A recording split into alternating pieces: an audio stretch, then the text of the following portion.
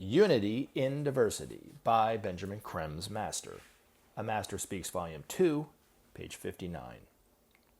Throughout the centuries, men have adopted many forms of government, ranging from the most despotic to the most egalitarian.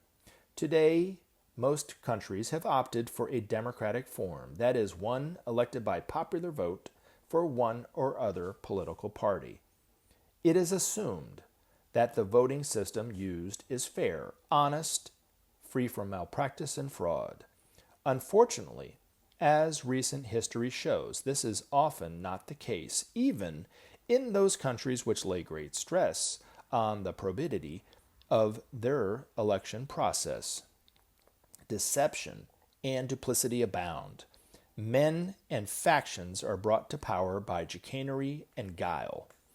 More authoritarian are those one-party states where decisions are made by a committee of strongmen backed by the army and police.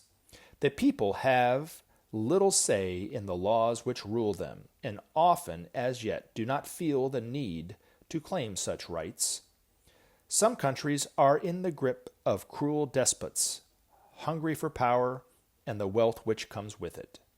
Some are ruled by deluded zealots, sure that they and their followers are in the hands of God and carrying out His plans.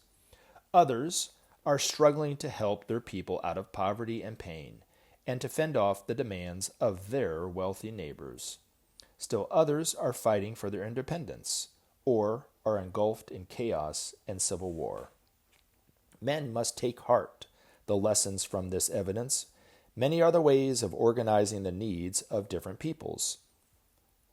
Greater tolerance, therefore, is necessary in the approach to this vital matter.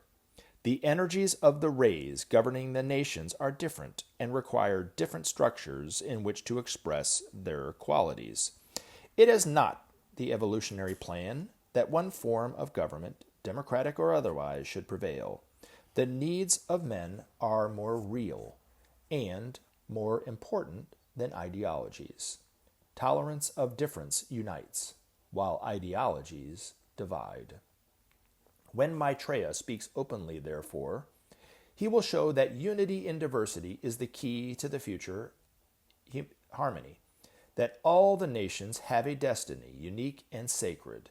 He will point the way to achieve this blessed state and encourage men to open their hearts to a wiser understanding of the plan. Under Maitreya's guidance, men will come to appreciate and value the richness of achievements of themselves and others. The urge to compete and to dominate will gradually subside, and a new chapter will open for men in brotherhood and peace. Thus will it be.